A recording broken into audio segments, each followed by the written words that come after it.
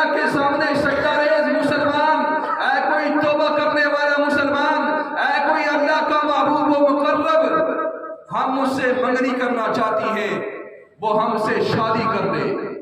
تو میرے مسلمان دوستو، بے شمار فضائل حدیث کے اندر موجود ہیں، بس ہمیں چاہیے کہ اس بابرکت مہینے کی قدر کریں، اس مہمان کا احترام کریں، اس سے پہلے کہ یہ رخصت ہو جائے۔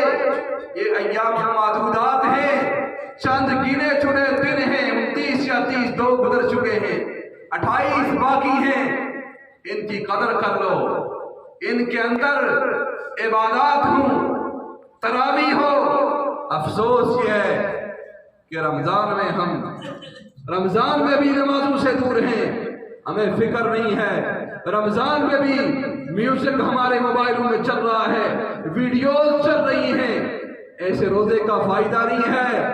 جو روزہ ہمیں ان برائیوں سے نہ روکے وہ روزہ نہیں ہے۔ روزہ صرف بھوکا اور پیاسا رہنے کا نام نہیں ہے۔ روزہ ہمارے ہاتھ پاؤں کا روزہ ہے، ہماری آنکھوں کا روزہ ہے، ہمارے کانوں کا روزہ ہے، ہماری زبان کا روزہ ہے۔ اس لیے کما حق ہو اس کا اہتمام کریں۔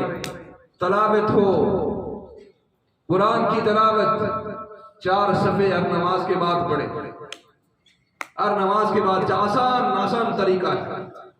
4 صفحے پڑھتے ہوئے کتنے منٹ لگتے ہیں؟ 10 منٹ لگ جائیں گے۔ 15 دن کے اندر قرآن پاک ختم ہو جائے۔ سبحان اللہ، ماشاءاللہ۔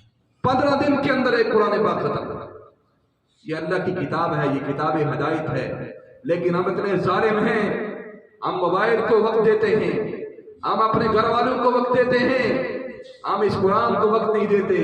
پھر کہتے ہیں حکمران ظالم آ گئے، پھر کہتے ہیں مہنگائی ہو گئی، پھر ہم کہتے ہیں ہمارے مسائل حل نہیں ہوتے، ہمارے گھر میں بیماریاں ہیں۔ تو یہ ہمارے ہاتھوں کی کمائی۔ جب ہم قرآن کو وقت نہیں دیں گے، جب قرآن کی تلاوت نہیں کریں گے، جب قرآن پر عمل نہیں کریں گے، تو پھر یہی کچھ ہوگا۔ اللہ سے دعا ہے اللہ تعالیٰ ہمیں رمضان کے بابرکت مہینے کی قدر کرنے کی توفیق عطا فرمائے، اور رمضان میں اللہ ہمیں خوب عبادات کرنے کی توفیق عطا فرمائے، اور اس رمضان کو ہمارے لیے مقبول بناتے ہوئے اللہ اس مہینے میں ہماری مغفرت فرمائے۔ وما علینا الا البلاغ۔